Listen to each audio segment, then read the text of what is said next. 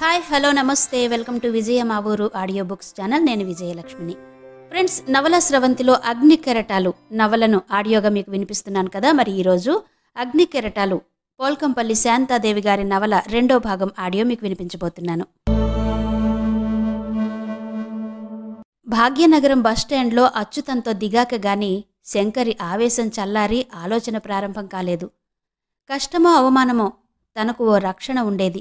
ఇంట్లో నిరపాయంగా ఉండేది. ఇప్పుడేముంది?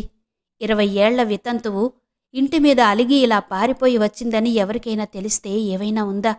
ఈ నగరాల గురించి తను పుస్తకాల్లో చదివింది. ఇక్కడున్న మోసాలు దౌర్జన్యాలు ఎక్కడా ఉండవు. ముఖ్యంగా తన పరిస్థితి బయటపడి ఎవడూ తన వెంట పడకుండా చూసుకోవాలి. తను బిక్కముఖం వేసి తోచనట్టుగా, ఈ ఊరికి కొత్త అన్నట్టుగా కూడా ఉండకూడదు. అంతా తెలిసినట్టుగానే ఉండాలి. అచ్యుతానికి సిటీ కొత్తే. అడవి నుంచి తప్పిపోయి పొరపాటున జనం మధ్యకు వచ్చిన కుందేలు పిల్లలా బెదురు చూపులు చూస్తున్నాడు. ప్రవాహంలా సాగే జనం, ప్రళయం విరుచుకు పడుతున్నట్టుగా అటూ ఇటూ పరిగెత్తే వాహనాలు. అతడికి బుర్ర తిరిగిపోతున్నట్టుగా ఉంది. చుట్టుముట్టిన ఆటోవాళ్లు, రిక్షావాళ్లని తప్పించుకుని బయటకొచ్చింది శంకరి అచ్యుతం చెయ్యి పట్టుకుని. ఒక రిక్షావాడు మాత్రం వెన్నంటి వచ్చి, రిక్షా కావాలనా అమ్మా అని ఇంకా అడుగుతూనే ఉన్నాడు. 50 ఏళ్ల దాకా ఉంటుందతడి వయస్సు. బక్క చిక్కినట్టుగా ఉన్న అతడి ముఖంలో బ్రతుకు పోరాటం తప్ప మోసం, దుర్మార్గం కనిపించలేదు శంకరికి. వీడి వలన తనకు అపాయం ఉండదన్న నిర్ణయానికి వచ్చాక, ఏదైనా తక్కువ అద్దెకు దొరికే లాడ్జింగ్కు తీసుకెళ్ళు అంది శంకరి. ఒకరోజు గడిచింది. ప్రయాణపు అలసట తీరాక కొంచెం స్థిమితం చిక్కి శంకరి అడిగింది అచ్యుతాన్ని, ఇహ భవిష్యత్ కార్యక్రమం ఏంటి అచ్యుతా? మీరే చెప్పాలి. ఊళ్ళో మన గురించి ఏమనుకుంటుంటారో తెలుసా? ఏమనుకుంటారు? లేచిపోయామని. ఛీ! అచ్యుతం ముఖం జేవురించినట్టుగా అయింది. మన మధ్యన అలాంటిదేం లేదు కదా. ఎంత అమాయకుడు! ఎంత అమాయకుడైనా తనకున్న తోడు ఇతడే. ఇతడిని అడ్డుగా పెట్టుకునే ఈ జనం దాడి నుంచి తప్పించుకోవాలి. ఇతడిని మాత్రం తను వదులుకోకూడదు అనుకుంది శంకరి. మన మధ్య ఏం లేదు. అయితే ఊరికి వెళ్ళిపోతావా అచ్యుతా? మిమ్మల్ని ఒంటరిగా వదిలిపెట్టేసి ఎలా వెళ్ళను? మన మధ్య ఏం లేదు కదా, వెళ్ళిపోతే ఏ? అంది శంకరి. జనం అనుకునేది మన మధ్య ఏం లేదుగాని మీరంటే నాకు చెప్పలేని గౌరవం. మీకోసం నేనేమైనా చేస్తానండి. ఏదైనా చేస్తావు కదూ? చేస్తానండి. ముందు ఆ అండి వదిలే. మనం జనం అనుకున్నదే నిజం చేసేద్దాం. ఈ క్షణం నుండి మనం భార్యాభర్తలంగా జీవిద్దాం చెప్పింది శంకరి. వేళాకోళానికి కూడా మీరిలా మాట్లాడితే ఒప్పుకోను. అచ్యుతం ముఖం మొదటి కంటే ఎక్కువగా ఎర్రబడిపోయింది. ఎందుకని ఒప్పుకోవు? ఎంత గౌరవమైనా చూపుతాను. భార్యగా మాత్రం ఒప్పుకోనంటావా అయితే? నేననుకున్నంత అమాయకుడివి కాదన్నమాట. అయ్య బాబోయ్, మీరు నన్ను అపార్థం చేసుకుంటున్నారు. మీరెక్కడా నేనెక్కడా అనుకుంటున్నాను. మీరు మా గురువుగారి చెల్లెలు. మీ గురించి నేనలా అనుకోవడం కూడా తప్పే. పాపం చుట్టుకుంటుంది నన్ను. గురువుగారి చెల్లెల్ని లేపుకు రావచ్చునే. మీరిలా మాట్లాడితే ఇక్కడే నా తల బద్దలు కొట్టుకు చేస్తాను. అయితే వెళ్ళిపోవచ్చుతా. నా బాధ నేను పడతాను. అమ్మో, వెళ్ళను. మిమ్మల్ని ఒంటరిగా విడిచి వెళ్ళను. నీతో పెద్ద చిక్కొచ్చి పడిందే. ఇద్దరం వయసులో ఉన్నవాళ్లం. మన మధ్య ఏం లేకుండా ఓ కప్పు కింద ఎలా జీవిస్తాం? జీవించినా మన మధ్య ఏం లేదంటే ప్రపంచం నమ్ముతుందా? అంది శంకరి. అయోమయంగా చూశాడు అచ్యుతం. వెళ్ళిపోదలుచుకుంటే నిన్ను నేను అడ్డుపెట్టను. లేదా నన్ను భార్యగా స్వీకరించు. నన్ను భార్యగా స్వీకరించినంత మాత్రాన నిన్ను నాశనం కానివ్వను. అచ్యుత, నిన్నో మనిషిగా తీర్చిదిద్ది నీ నీడలో నేను నిశ్చింతగా తలదాచుకుంటాను అంది శంకరి. ఏం మాట్లాడాలో తెలియలేదు అచ్యుతానికి. 20 ఏళ్లకే నా తలరాత చెడిపోయింది. ఇది దేవుడు వ్రాసిన రాత అని, దీనికి తిరుగులేదని నేను నిరాశపడ్డాను. కొత్త రాత రాసుకోవడానికి నా సర్వశక్తులు ధారపోస్తాను. ఎవరో వస్తారని, ఏదో చేస్తారని, ఏ వీరేశలింగమో ఏ రామ్మోహన్ రాయో వస్తారన్న ఆశ లేదు.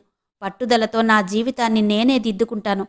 ముందు నిన్ను దిద్ది నీ ఆసరాతో నన్ను దిద్దుకుంటాను చెప్పింది శంకరి. శంకరి అచ్యుతం చేయి పట్టుకుని ఒక కొత్త లోకంలోకి తీసుకొచ్చి వదిలింది. అక్కడున్న అద్భుతాలు, ఆనందాలు అచ్యుతాన్ని ఉక్కిరిబిక్కిరి చేయడానికి బదులు కలవరిపడేటట్టు చేశాయి. తప్పుదోవన అక్కడ ప్రవేశించినట్టుగా సిగ్గు, బాధ. చదువుకోసమని ఆచారిబావ దగ్గర తనని అమ్మ వదిలిపెడితే తనేం చేశాడు? గురువుగారి చెల్లెలితో పారిపోయొచ్చాడు. శంకరిని లేవదీసుకువచ్చాడని జనం చెప్పుకుంటారు కాబోలు. 20 ఏళ్ల వయసుకే ఒక స్త్రీని లేవదీసుకువచ్చేంత ఘనుడయ్యాడా? అమ్మ ఈ సంగతి విని ఏమవుతుంది? వృద్ధాప్యంలో ఆధారమవుతాడనుకున్న కొడుకు ఎందుకు పనికి రాకుండా పోయాడని కుమిలిపోతుంది. ఇంతవరకు కొడుకు అప్రయోజకుడయ్యాడనే బాధపడేది. ఇప్పుడు చరిత్రహీనుడు కూడా అయ్యాడని తెలిస్తే ఇంకెంత బాధపడుతుందో. తను చేసిన తప్పుకు ప్రాయశ్చిత్తం చేసుకుంటున్నట్టుగా శంకరితో శారీరక సంబంధం పెట్టుకోకుండా దూరంగా ఉండిపోయాడు అచ్యుతం. ప్రతి రాత్రి తన పక్కబట్టలు తీసుకుని వరండాలోకి వెళ్ళిపోయే అతడిని వారించలేదు శంకరి. ముందు తప్పు చేశానన్న భావన నుండి అతడిని దూరం చెయ్యాలి అనుకుంది. సహజమైన అనురాగం అతడిలో అంకురించాలి. అప్పుడే తమ మధ్య ఏర్పడే అనుబంధానికి అర్థం ఉంటుంది. శంకరి నిబ్బరంగా నిశ్చింతగా ఉంది. అచ్యుత, లేమంటుంటే ఇంత మొద్దు నిద్రేంటి బాబూ, లేవవా? శంకరి తట్టి తట్టి కుదిపి లేపసాగింది అచ్యుతాన్ని. అతడు ఊ ఊ అని మూలుగుతున్నాడే గాని కళ్ళు విప్పడం లేదు. హఠాత్తుగా చల్లగా మీద బిందెడు నీళ్లు గుమ్మరింపబడేసరికి కెవ్వున కేకపెట్టి లేచి కూర్చున్నాడు. ఏం పనిది? అన్నాడు. నీ మొద్దు నిద్రకు సమాధానమిది. ఇంకా తెల్లారలేదుగా, ఇప్పుడే లేచి ఏం చెయ్యాలి? బద్ధకంగా ఆవులిస్తూ అడిగాడు. నీ మొద్దు మొహం ఎప్పుడైనా ఉషోదయాన్ని చూసిందా అని. లేచి తూర్పున చూడు, ఉషస్సు అద్దుతున్న రంగుల్ని, పక్షుల కిలకిలా రావాల్లో ఆ శ్రావ్యత విను. నీ మొద్దుబుర్రకు పట్టిన మట్టి వదిలిపోతుంది అంటూనే పళ్లపొడి తెచ్చి అచ్యుతం అరచేతిలో పోసింది. త్వరగా ముఖం కడిగి స్నానం చేసేయ్, నువ్వీరోజు ఒక పని చెయ్యాలి చెప్పింది శంకరి. పనా? బ్రతకడానికి ఏదో ఒక పని చేసుకోవాలి కదా. కూర్చుని తింటే నగలు ఎన్నాళ్ళొస్తాయి? పనిపాట లేకుండా ఆమె సొమ్ము తింటున్నాడనే ఈ ఎత్తుపొడుపు అన్న అభిమానంతో అచ్యుతం ముఖం ఎర్రబడింది. కోపంతో ముఖం స్నానం గబగబా కానిచ్చాడు. ముఖానికి నామం దిద్ది సంధ్యావందనానికి కూర్చోబోతున్నాడు. రేపటి నుంచి ఇంకా కొంచెం ముందుగా లేచి సంధ్యావందనం చేసుకుందుగాని ఇప్పుడు ఈ బుట్ట, ఈ క్యాన్ పట్టుకుని అలా 4 వీధులు తిరిగేసిరా. శంకరి ఇడ్లీ బుట్ట, సాంబారున్న క్యాన్ దగ్గరుంచింది. ఏంటిది? తెల్లబోయి చూశాడు అచ్యుతం. ఇది ఇడ్లీ, ఇది సాంబార్, కనిపిస్తూనే ఉన్నాయి కదా. ఇవి తీసుకెళ్ళి అమ్మి రమ్మంటున్నాను. చిచి, మరి ఇంత పరువు తక్కువ పని నా చేత ఎలా చేయించాలనుకుంటున్నావు? నువ్వో రాజకుమారుడువని ఇక్కడెవరికీ తెలియదులే. నువ్వు ఇడ్లీ అమ్మినా కట్టెలమ్మినా ఎవ్వరూ పట్టించుకోరు. ఇక్కడెవరూ నన్ను గుర్తుపట్టేవాళ్లు లేరని నా చేత ఇంత హీనమైన పని చేయిస్తావా? అచ్యుతం కంఠంలో వినిపించిన ఉక్రోషానికి శంకరి స్నిగ్ధంగా నవ్వింది. దొంగతనం హీనమన్నారు, రంకుతనం హీనమన్నారు, కాని పొట్టతిప్పలకి ఏదో ఒక పని చేసుకోవడం హీనమనలేదెవరు. ఉద్యోగాలు సంపాదించుకోవడానికి నువ్వుగాని నేనుగాని డిగ్రీలు పాసవలేదు. ఏదో ఒక పని చేసుకోకపోతే మనం బ్రతికేదెలాగ చెప్పు అంది శంకరి. అచ్యుతం ముఖం విసురుగా తిప్పుకున్నాడు. ప్రపంచం దృష్టిలో మనం తప్పటడుగు వేసిన వాళ్లం, సమాజ విద్రోహులం, కుటుంబ గౌరవాన్ని కాదని, సంఘ నియమాన్ని కాదని వచ్చేసిన వాళ్లం. మనం భార్యాభర్తలమైనా మన సంబంధం అక్రమం. ధర్మశాస్త్రాల కళ్ళజోడు పెట్టుకున్న ఈ సంఘానికి రేపొద్దున్న మనం బ్రతకలేక అగచాట్లు పడ్డామనుకో, ఈ సమాజం ఏమంటుందో తెలుసా? చేసుకున్న వాళ్ళకి చేసుకున్నంత అని. మనం ఎంత పతనమైతే బావుంటుందో అంతా కావాలని మెటికలు విరుస్తుంది చెప్పింది శంకరి. అచ్యుతం మౌనంగా ఉండిపోయాడు. చెప్పు, మనం ఈ లోకుల కోరిక తీరుద్దామా? అది కోరుకున్నట్టుగా మనం ఇంకా పతనమైపోదామా? నవ్విన నాపచేనే పండిందని సమాధానం చెప్పొద్దా? మేమే తప్పు చెయ్యలేదు, మాక్కూడా అందరిలా బ్రతికే హక్కుంది అని చెప్పొద్దా? అంది శంకరి. ఇడ్లీలు అమ్ముకోవడం గొప్పగా బ్రతకడమా? అన్నాడచ్యుతం. ఇవాళ వీధుల్లో ఇడ్లీలమ్మిన అచ్యుతమూర్తి రేపు కాలచక్రం లీల వల్ల స్టార్ హోటల్ ప్రొపరేటర్ అయిపోవచ్చు. ఆ అంతస్తు ఎక్కాలంటే ఇప్పుడే మొదటి మెట్టు మీద అడుగు పెట్టక తప్పదు అచ్యుతా. శంకరి ఈసారి కొంచెం సీరియస్గానే చెప్పింది. తన పరువు మర్యాదలను చితిలో వేసి కాల్చడానికి బయలుదేరుతున్నట్టుగా ఓ భుజం మీద ఇడ్లీ బుట్ట, ఓ చేత క్యాన్ పట్టుకుని మ్లానంగా విషాదంగా కదిలాడు అచ్యుతం. వీధిలో పాలవాళ్ల కేకలు, కూరగాయల వాళ్ల కేకలు ప్రారంభమయ్యాయి. మసక చీకట్లు వదిలిపోతుంటే మనిషి జీవన వ్యాపారం ప్రారంభమైంది. నడుస్తున్నాడు అచ్యుతం. ఇన్నాళ్ల చిరాకు ఇవాళ్ల పరాకాష్ఠకు చేరుకున్నట్టుగా అయి అతడి హృదయం ఒక సుడిగుండంగా మారిపోయింది. సుడిగుండంలో తిరుగుతున్నది నీళ్లు కాదు, మరుగుతున్న అగ్ని అన్నట్టుగా అతడి కళ్ళు రక్తారునిమను దాల్చాయి. చదువుకోసమని అమ్మను వదిలి వెడితే శంకరి తననిక్కడకు లాక్కువచ్చి ఎంత హీనస్థితికి దిగజార్చింది. వితంతు సహవాసం చేసినవాడికి, విద్యాదానం చేస్తున్న గురువుకు ద్రోహం చేసినవాడికి ఇడ్లీలమ్ముకు బ్రతకడం కాక ఇంతకంటే మంచి జరుగుతుందా? ఇప్పుడే ఏమైంది? ఇంతకింత ప్రాయశ్చిత్తం జరిగితే తప్ప తన పాపం పరిహారం కాదు. తనని తాను తిట్టుకుంటూ శపించుకుంటూ రోడ్డు మీద ఏముందో కూడా చూసుకోకుండా నడవసాగాడు అచ్యుతం. అచ్యుతం తల్లి కనకం శోకాలు పెడుతూ వచ్చింది ఆచారింటికి. 4 మంత్రాలు నేర్చుకుని నాకు జీవనాధారం అవుతాడని నీ దగ్గర వదిలి వెళ్ళానయ్యా. నీ వెధవ చెల్లెలు ఇలా కొంప ముంచుతుందని, వాడిని సర్వనాశనం చేస్తుందని నేను కలలో కూడా అనుకోలేదు. వాడు చచ్చినా ఇంత బాధపడకపోదును. మాకు సంపద లేకపోవచ్చు, కానీ మచ్చలేని వంశానికే కళం తెచ్చాడు ఆ వెధవ పీనుగా. అమ్మో, నోట్లో వేలు పెడితే కొరకలేనట్టుగా ఉండేవాడు ఇంత పని చేశాడంటే నేను నమ్మలేకుండా ఉన్నాను. ఇదంతా నీ చెల్లెలు ప్రోత్సాహమే అయి ఉంటుంది. నోట మాట రాక అవమాన భారంతో తలంచుకున్నాడు ఆచారి. వెనక నుండి అందుకుంది జయలక్ష్మి. నిజంగా నీ కొడుకు అమాయకుడే పిన్ని.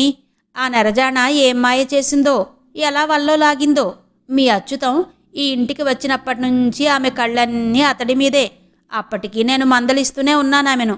అందుకే మబ్బు పట్టిన ఆకాశాన్ని, మగడు చచ్చిన ముండను నమ్మొద్దన్నారు అంది.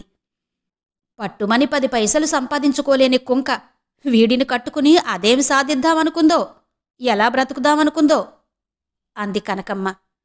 ఇడ్లీ ఇడ్లీ సాంబార్ సాంబార్ అని వీధుల్లో కేకలేస్తూ బాగానే బతుకుతున్నారులేండి చెప్పింది జయలక్ష్మి. అంటే వీధిన పడి నా కొడుకు ఇడ్లీ అమ్ముతున్నాడా? అయ్యో, బిడ్డ ఏనాడైనా ఇంత పరువు మారిన పని చేశాడా? మా దగ్గర కాసులు లేకపోయినా ఎంత పరువుగా బతికాం. చివరికి ఎలాంటి గతి పట్టిందమ్మా బిడ్డడికి. స్త్రీ బుద్ధి ప్రళయాంతకమని ఈ ముండ ఎంత పని చేసిందమ్మా. అభం శుభం తెలియని కుర్రాడిని లేవదీసుకువెళ్ళి. మళ్ళీ ఒక రాగం తీసింది కనకమ్మ. ఇదంతా వింటుంటే అది తిన్నగా వీడితో కాపురం చేస్తుందనిపించడం లేదు. ఎంతమందిని మారుస్తుందో మహాతల్లి. అటు ఇటు కాక నా బిడ్డే అన్యాయమై ఆ అవమానం భరించలేక ఏ అఘాయిత్యానికి తలపడతాడో. వాడి మనసు అంత సున్నితం మరి అంది కనకమ్మ. ఇక సున్నితమంతా వదులుతుందిలేండి పిన్నిగారు. వీపు దెబ్బ, చెంపదెబ్బ, గోడ దెబ్బ తగులుతుంటే అయ్యో అయ్యో, నా బిడ్డకి ఎన్ని కష్టాలొచ్చాయమ్మా. అలా శెట్టి అంగడికి వెళ్ళి పప్పు ఉప్పు తెమ్మంటేనే మహా బిడియ పడిపోయేవాడు. వాళ్ళ అడ్రస్ తెలిస్తే రాసివ్వవయ్యా అడిగింది కనకమ్మ. నాకు తెలీదత్తా. మరి వాడి వీధుల్లో ఇడ్లీలు అమ్ముకుంటున్నాడని చెబుతుందే నీ భార్య. మొన్న నడిమింటి గోపాలం పట్నం వెళితే మలక్కిపేటలోనో ఎక్కడో అచ్యుతం ఇడ్లీలు అమ్ముతూ కనిపించాడట. ఆ సంగతి వచ్చి చెప్పాడు. ఎక్కడుంటావు ఏంటి అని అడుగుదామనుకునేసరికి అచ్యుతం ముఖం తప్పించాడట. వాడి అడ్రస్ తెలియగానే నాకు కబురు పెట్టు నాయనా, వెళ్ళి వెధవ నీడ్చుకొస్తాను అంది కనకమ్మ. ఇహ వాళ్ళ అడ్రస్తో మాకేం పనండి? మాకది చచ్చిందాంతో సమానం. ఎక్కడున్నారో ఎలా ఉన్నారో మాకక్కర్లేదు ఈసడింపుగా చెప్పింది జయలక్ష్మి. మినపప్పడాలు ఒక్కొక్కటే ఒత్తి పేపర్ మీద వేస్తోంది శంకరి. గుమ్మంలో చేతులు కట్టుకుని నిలబడి చూస్తున్నాడు అచ్యుతం. 2 గంటలుగా ఆమె ఏకాగ్రంగా అదే పని చేస్తుంది. ఎంత అలసట చెందింది, చెమటలు కారిపోతున్న ఆమె ముఖమే చెబుతుంది. నీళ్లలో అప్పుడే ముంచి తీసిన గులాబీ పువ్వులా ఉంది ఆమె ముఖం. చెమటకు ముంగురులు నుదుటికి అంటుకుపోయాయి. అంత అలసటలోనూ ముఖంలో అందం ఇనుమడించినట్టుగా ఉంది. అయితే అచ్యుతం ఇందాకట్నుంచే చూస్తున్నది ఇనుమడించిన ఆమె అందాన్ని కాదు, ఆమె ముఖంలో వ్యక్తమవుతున్న అలసటని చూస్తున్నాడు. అంత అలసటలోనూ ఆమె పని ఆపకపోవడం చూస్తున్నాడు. నొప్పెడుతున్న చేతుల్ని ఒకసారి జాడించి తిరిగి పిండి పిసకబోతూ గుమ్మంలో చేతులు కట్టుకుని తదేకంగా తననే చూస్తున్న అచ్యుతాన్ని చూసింది శంకరి. అదేంటి, ఎవరో బయటి మనిషిలా అక్కడే నిలబడిపోయామే విస్మయంగా అడిగింది. ఇంత పని ఎందుకు పెట్టుకున్నావు? ఉదయం బుట్టెడు మురుకులు వండి కాల్చావు. ఇప్పుడు అప్పడాలు. మనమిద్దరం బ్రతకడం కోసం ఇంత పని చెయ్యాలా? అన్నాడు అచ్యుతం. మరి కాస్త వచ్చి సాయం చెయ్యరాదు? అంది శంకరి. అచ్యుతం దగ్గరకొచ్చి ఆమె చేతులలో ఉన్న పిండి ముద్ద తీసుకోబోతూ ఎర్రగా రక్తం చిమ్ముతున్నట్టుగా ఉన్న ఆమె చేతుల్ని చూశాడు. పిండి ముద్దల్ని వదిలేసి ఆమె చేతుల్ని అందుకున్నాడు. అతడి కళ్లలో నీటి తడి మెరిసింది. ఈ సుఖం కోసమేనా నువ్వింట్లో నుంచి వచ్చేసింది? అన్నాడు. అందుకున్న అతడి చేతుల్ని వదలలేదు శంకరి. అతడి 2 చేతుల్ని ఎత్తి 2 చెంపలకి ఆనించుకుంది. నీ ప్రేమలో ఇంతటి అలసట ఉఫ్ఫున ఎగిరిపోయింది. ఇక రెట్టించిన శక్తితో పనిచేస్తాను. మనం ఇద్దరం బ్రతకడం కోసమా ఇంత పని చేయడం అన్నావు. బ్రతకడం ఒకటే ముఖ్యం కాదు, మనుషులంగా బతకాలి. అలా బ్రతకాలంటే డబ్బు కావాలి. మనకు తాతలు తండ్రులు సంపాదించిన డబ్బు లేదు. కాబట్టి మన రెక్కలే మనకు డబ్బు సంపాదించి పెట్టాలి. అయ్యో, ఈ చేతులు కందిపోతాయేమో అనుకుంటే ఎలా? నవ్విన నాపచేనే పండాలంటే మనిద్దరం కలిసి శ్రమపడక తప్పదు. అచ్యుత, శ్రమకు పట్టుదల తోడైతే ఈ ప్రపంచంలో అసాధ్యమన్నది లేదు చెప్పింది శంకరి. అచ్యుతం తన బలమంతా ఉపయోగించి పిండి కలపసాగాడు. జానకమ్మగారింట్లో పెళ్ళి. ఆవిడ 4 సేర్ల పిండిచ్చారు. అప్పడాలు 2 రోజుల్లో చేసిమ్మన్నారు. పెళ్లి పలహారాలు చేయడానికి కూడా పిలుస్తామన్నారు చెప్పింది శంకరి. చూడు, నువ్వింట్లో ఎంత పనైనా చెయ్యి. నేను వద్దనలేను. పని కోసం బయటికి మాత్రం వెళ్లకు. చివరికి ఎవరింట్లోనో పని మనిషిగానో వంట మనిషిగానో కావడం కోసమా మనమిలా వచ్చేసింది? ఇప్పటికే నేను సిగ్గిలుతున్నాను. నీ చేతిలా పని చేయిస్తున్నందుకు అన్నాడు అచ్యుతం. ఇలా అభిమానపడితే మనం బాగుపడేదెలా? రేపు ఇడ్లీలు ఇంకో 2 వీధుల్లో ఎక్కువ తిరిగి అమ్ముకొస్తాను. నువ్వింత శ్రమ పడడం మానేయ్. నేను శ్రమపడడం మానేసే రోజు రావాలంటే నీ చేతిలోనే ఉంది అచ్యుత. నువ్వు నీ జడత్వం వదుల్చుకో, అభిమానం తగ్గించుకో. నా తెలివికి నీ పట్టుదల జోడించడం నేర్చుకో చెప్పింది శంకరి. పెరట్లో కూర్చుని జానకమ్మగారింట్లో తెచ్చుకున్న పుస్తకం దీక్షగా చదువుకుంటోంది శంకరి. హఠాత్తుగా ఏదో గుండెల మీద పడ్డట్టుగా, మెడపక్కన ఏదో జరజర పాకినట్టుగా అయ్యి కెవ్వుమంది. విదిలించబోయింది. మెడ వెనుక అచ్యుతం చేతులు దారాన్ని ముడివేస్తున్నాయి. ఏంటి? ఏం చేస్తున్నావు? త్రుళ్ళిపాటుతో చూసేసరికి గుండెల మీద మెరుస్తూ కనిపించింది. చేత్తో పట్టుకు చూసింది. పచ్చటి దారంలో 2 పచ్చటి మాంగళ్యాలు. కంసాలి చేతుల నుండి అప్పుడే తుదిమెరుగు దిద్దుకు వచ్చినట్టుగా తళతళా మెరుస్తున్నాయి. ఎక్కడివి? కంగారు విభ్రాంతిలోకి మారింది. ఎవరి మెడలో నుంచి ఎత్తుకు రాలేదులే చెప్పాడు అచ్యుతం. తెలుస్తూనే ఉందిలే, కొత్తగా చేయించావని. డబ్బెక్కడిది? ఎవరి ఇనపెట్టెలో నుంచి ఎత్తుకు రాలేదులే. అబ్బా, ఇంత కోపమైతే ఎలా? నా కష్టార్జితంలో కొంచెం మిగిల్చి వేయించిన వస్తువిది. నీకు చెప్పకుండా, నిన్నడగకుండా నీ మెడలో కట్టానని కోపం వచ్చిందా? తలొంచుకుని కిందికి చూస్తూ అడిగాడు అచ్యుతం. చెబితే తప్ప నువ్వేమీ చెయ్యవు అనుకున్న నా ఆలోచన తప్పు అని నిరూపించావు. నీకు ఆలోచనలున్నాయన్నమాట. మంచి ఆలోచనలు. శంకరి కళ్లలో ఆనందాశ్రువులు పొంగిపోతుంటే అచ్యుతం మెడ చుట్టూ చేతులు వేసి అతడి పెదవుల మీద ముద్దు పెట్టుకుంది. ఊహించని బహుమతి, దేనికి సాటిరాని బహుమతి. అచ్యుతం ముఖం అస్తమయ సూర్యుడిలా కందిపోయింది. సిగ్గుతో అక్కడి నుండి పారిపోయాడు. భర్త పోయాక ఆ రోజు మొదటిసారిగా తలలో మల్లెచెండు తురిమింది శంకరి. ఎలాగో అడ్రస్ పట్టుకుని ఒకరోజు వచ్చి పడింది అచ్యుతం తల్లి. నానా యాగి చేసింది. శంకరిని నానా తిట్లు తిట్టింది. ఆమె ఎంత అరిచినా ఒక్క మాట మాట్లాడలేదు శంకరి. చేసిన నిర్వాకం చాలుగాని ఇక ఇంటికి పద. ప్రాయశ్చిత్తం చేసుకుని దేవుడి గుడిలో మంత్రాలు చదువుకుని బతుకుదువుగాని అంటూ కొడుకు చెయ్యి పట్టుకుని లాక్కుపోవడం మొదలుపెట్టింది. తల్లి చేతుల నుండి తన చేతులు లాగేసుకున్నాడు అచ్యుతం. నేను రానమ్మా. తలకొరివి పెట్టాల్సిన ఒక్కగానొక్క కొడుకివి కదరా. నన్నీ ముసలితనంలో అనాథన చెయ్యకురా. ఆవిడ హృదయ విదారకంగా ఏడవసాగింది. ఇంత అవమానపు బ్రతికేంట్రా నీకు? ఇంటికి పద. ముత్యంలాంటి పిల్లని తెచ్చి నీకు పెళ్లి చేస్తాను. ఈ వెధవముండతో కాపురమేంట్రా నీకు? ఎంగిలాకును నాకినట్టుగా. మంచో చెడో నాకు తెలీదమ్మా. నా జీవితం ఆమెతో ముడిపడింది. నేను ఆమో చేస్తే తప్ప ఈ బంధం తెగదు.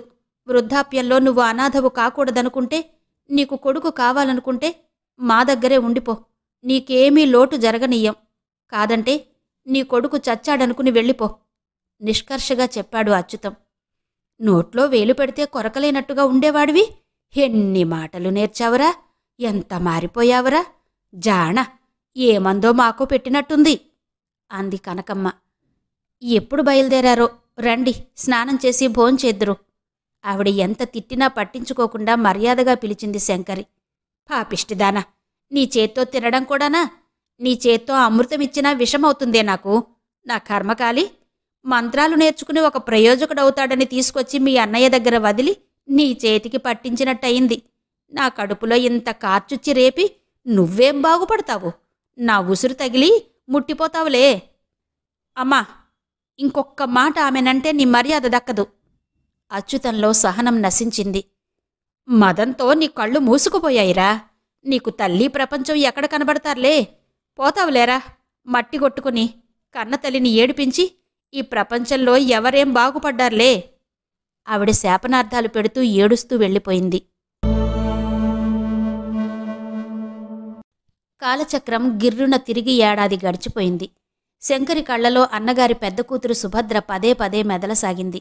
ఒక్కసారి అన్నగారిని పిల్లలని చూసి రావాలని బలంగా అనిపించడంతో అచ్యుతం వారిస్తున్నా వినకుండా ఒక సంచిలో పళ్ళు, స్వీట్లు, పువ్వులు తీసుకుని బయలుదేరింది. ఇప్పుడిప్పుడే శంకరి ఈ ఇంటికి తెచ్చిన మచ్చను, మనసులకు కలిగిన గాయాన్ని మరిచిపోతున్న సమయంలో చిన్న సంచితో తిరిగి వచ్చిన శంకరిని చూసి జయలక్ష్మి భగ్గున మండిపోయింది. శంకరి వచ్చినప్పుడు జయలక్ష్మి వాకిట్లోనే ఉంది. శంకరిని ఇంట్లోకి కూడా అడుగు పెట్టనివ్వలేదు. నోటికి వచ్చిన దుర్భాషలన్నీ మాట్లాడింది. చేసిన పని చాలక ఇంకా ఏ ముఖం పెట్టుకొనొచ్చావు? సిగ్గు లజ్జలేని మనిషివి, వంశంలో చెడబుట్టావు. 2 మగాళ్ళు కావలసి వచ్చారే నీ ముండముఖానికి. నేను ఉండాలని రాలేదు వదినా. ఒక్కసారి సుభద్రని, అన్నయ్యని చూసి వెడతాను. నువ్వసలు మీ అన్నయ్య కంటపడ్డానికి వీల్లేదు. నువ్వు చేసిన దుర్మార్గానికి ఆయన ఎంత దెబ్బతిన్నారంటే అవమానంతో ప్రాణం తీసుకుంటారేమో అనిపించింది. ఆయన ఇప్పుడిప్పుడే మనుషుల్లో పడుతున్నాడు.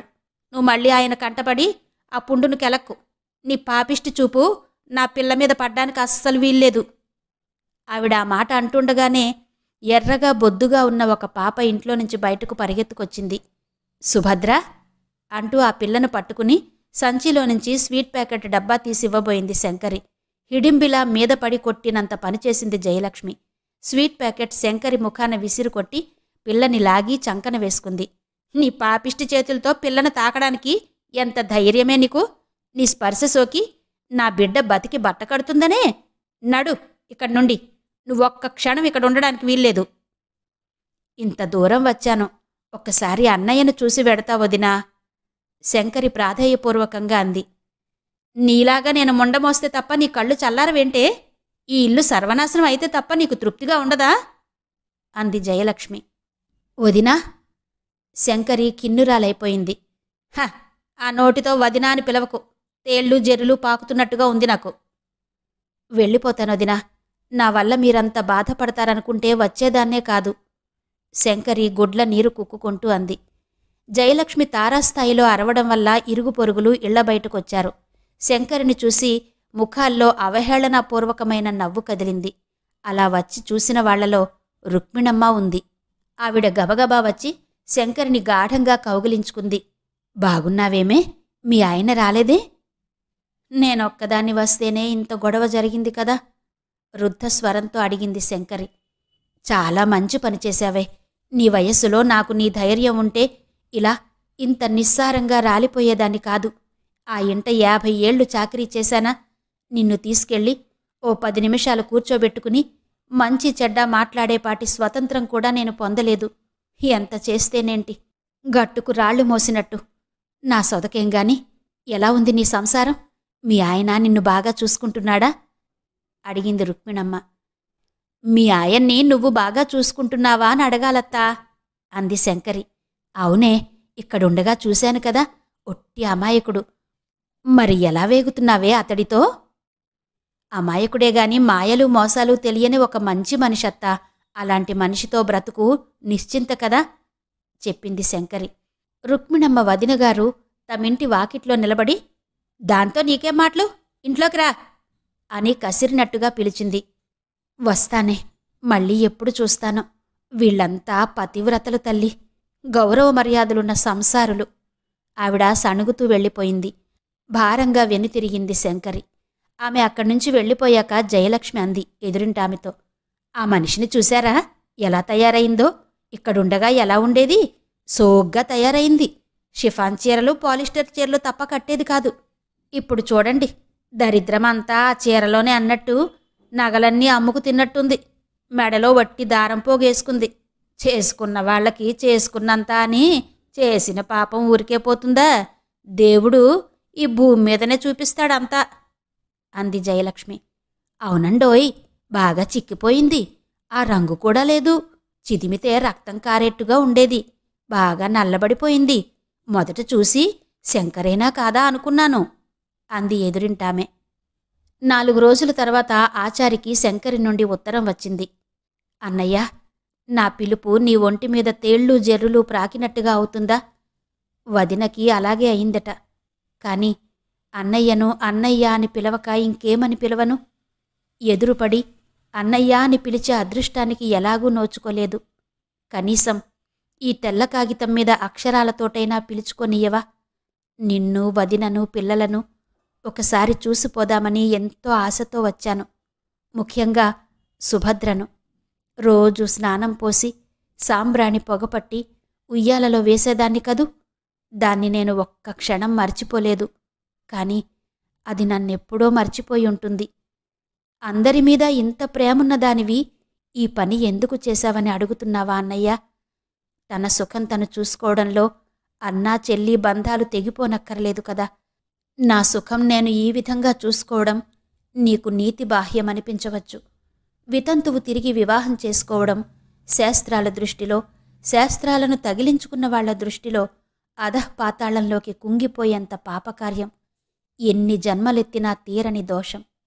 ఒక భార్య విహీనుడు మళ్లీ పెళ్లి చేసుకుంటే ఇంట్లో తన కొత్త భార్య వయస్సులోనే పెళ్ళీడుకెదిగిన కూతురున్నా అది ధర్మబద్ధము, లోక సహజము అయినప్పుడు ఒక భర్తృవిహీన పునర్వివాహం చేసుకోవడం నీతి బాహ్యము, పాపకృత్యము ఎలా అవుతుందన్నయ్యా?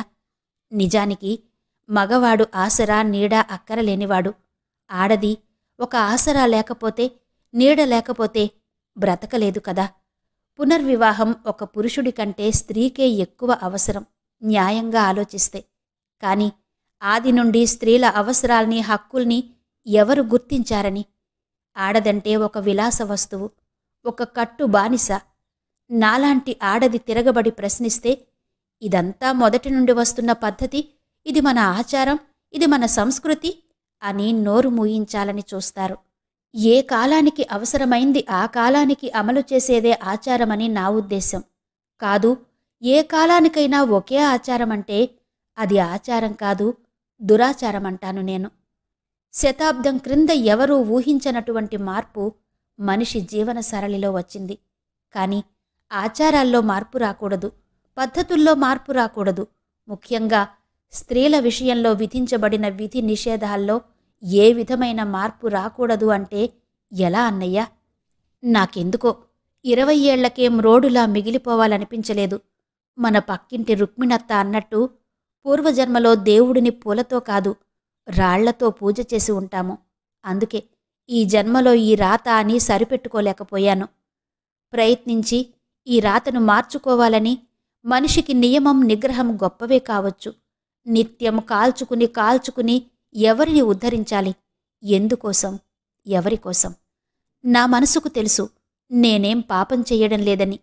నాకో చిన్న ఇల్లు, 2-3 చిన్నారి పిల్లలు, ఒక చిన్న స్వర్గం సృష్టించుకోవాలన్న తపనతోటే అచ్యుతాన్ని నా ఆశయానికి ఆలంబనగా చేసుకుని ఇల్లు విడిచాను. క్షమించమని అడగను. నేనేం తప్పు చేశానని? వదిన నన్ను ఇంట్లోకి కూడా రానివ్వలేదు. వాకిటిలోంచే వెళ్లగొట్టింది. నిజంగా అంత తప్పు నేనేం చెయ్యలేదని ఆమెకు చెప్పండి. అన్నయ్యా, నీ చెల్లెలు తప్పేమీ చెయ్యలేదనుకుంటే ఒక ఉత్తరం ముక్కరాయి. కనీసం నీ చేతి రాతలో నిన్ను చూసుకుని తృప్తిపడతాను. ఇట్లు నీ చెల్లెలు శంకరి. శంకరి వ్రాసిన ఉత్తరం ఒక్కసారి కాదు 4 సార్లు చదువుకున్నాడు ఆచారి. శంకరి అచ్యుతంతో వెళ్లిపోయిన రోజు గుండెల్లో మంట పెట్టినట్టయింది. ప్రపంచానికి ఎలా ముఖం చూపించాలి అనుకున్నాడు. అవమాన భారంతో కృంగిపోయాడు. ఈ ఉత్తరం చదువుతుంటే ఆమె వాదం సమంజసమే అనిపించినా ఈ ప్రపంచంలో ఎవరికి వీలైన పద్ధతుల్లో వాళ్ళు జీవిస్తామంటే సమాజం ఏర్పరచుకున్న నియమాలు కట్టుబాట్లు ఏం కావాలి? ఎవరినో తీసుకుని లేచిపోవడం ధర్మకార్యమా? ఎవరైనా అది మంచి పని అంటారా? అనుకున్నాడు ఆచారి. చెల్లెలి ఉత్తరానికి సమాధానమివ్వలేదు. ఇంతవరకు అగ్నికెరటాలు పోల్కంపల్లి శాంతాదేవి గారి నవల ఆడియో 2వ భాగం విన్నారు కదా. మిగిలిన కథ తరువాతి భాగాల్లో వినిపిస్తాను. అంతవరకు సెలవు. నమస్తే.